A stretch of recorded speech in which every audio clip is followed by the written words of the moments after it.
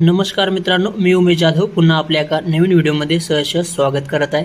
तर मित्रांनो, finally RT ॲडमिशनची पहिली जी लॉटरी आहे तर ती जाहीर झालेली आहे आणि आता तुम्हाला निवड यादी कुठून पाहता येणार आहे किंवा आपल्या बालकाचा नंबर लागलेला आहे की नाही लागला हे कसं चेक करता येणार आहे किंवा ज्या बालकांची या ठिकाणी निवड झालेली आहे त्यांना प्रवेशासाठी कधीपर्यंत मुदत या ठिकाणी देण्यात आलेली आहे आणि त्यांनी प्रवेश या ठिकाणी कशी कन्फर्म करायचे आहे याची संपूर्ण माहिती या व्हिडिओमध्ये आपण बघणार आहोत। चला तर व्हिडिओला सुरुवात करूया। त्यापूर्वी चॅनलवरती जर तुम्ही पहिल्यांदा आला असाल तर चॅनलला सबस्क्राइब करून सोबतच घंटेच्या बटन प्रेस करून ठेवा जेणेकरून आपल्याला RT ॲडमिशन संदर्भातले सर्व अपडेट्स वेळोवेळी मिळत राहील। चला तर व्हिडिओला सुरुवात करूया। सो फायनल मित्रांनो, या ठिकाणी जे RTची पहिली लॉटरी आहे तर ती जाहीर झालेली आहे।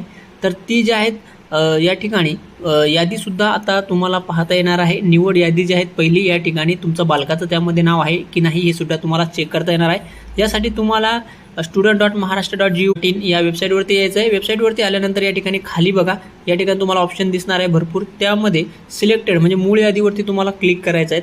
मूळ यादीवरती क्लिक केल्यानंतर तुम्हाला या ठिकाणी डिस्ट्रिक्ट सिलेक्शनचे जे आहेत पुढचं पॉपअप या ठिकाणी खुलून येणार आहे। अशा पद्धतीचं इंटरफेस तुमच्या समोर येणार आहे। या ठिकाणी इयर ऑटोमॅटिकली येईल। तुम्हाला फक्त डिस्ट्रिक्ट या ठिकाणी सिलेक्ट करायचं आहे।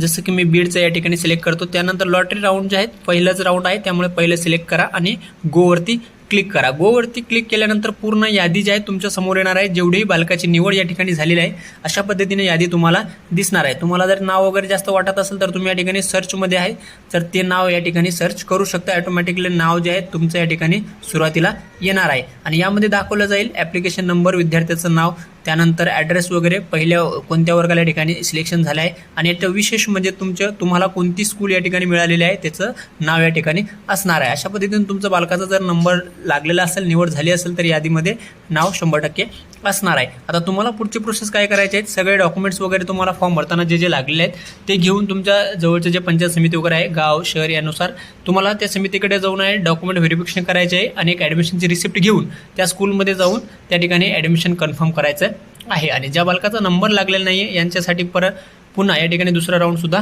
लागलेच। परंतु आता हे पहिले जे राऊंड आहे तर याला तुम्हाला कधीपर्यंत हे प्रवेशासाठी मुदत देण्यात आलेली आहे या ठिकाणी पोर्टलवरती दिलेलं आहे 10/4/2026 ते 20/4/2026 पर्यंत या ठिकाणी तुम्हाला ॲडमिशनसाठी वेळ देण्यात आलेला आहे। पहिल्या राऊंडमध्ये ज्या बालकाचा निवड झालेला आहे त्यांना आता पुन्हा या ठिकाणी ज्यांना SMS आलेला नाही आहे किंवा यादीत नाव वगैरे नाही आहे, काही शंका वगैरे असेल तर तुम्ही या ठिकाणी पुन्हा शेवटचा एक जो पर्याय आहे ॲप्लिकेशन वाईज डिटेल अर्जाची स्थितीवरती क्लिक करा।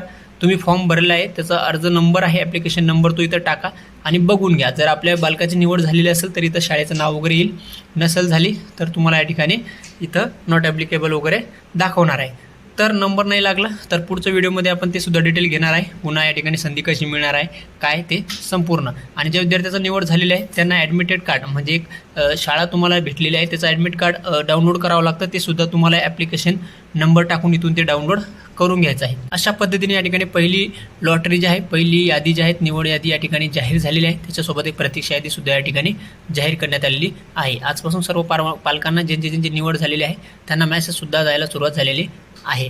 सो आय होप की संपूर्ण माहिती आपल्याला कळलेली असेल। अजून काही डाऊट शंका असेल तर तुम्ही नक्कीच कमेंट करून विचारू शकता। चला मग भेटू आपण असेच अपडेटसोबत नवीन व्हिडिओ दे। धन्यवाद। जय हिंद, जय महाराष्ट्र।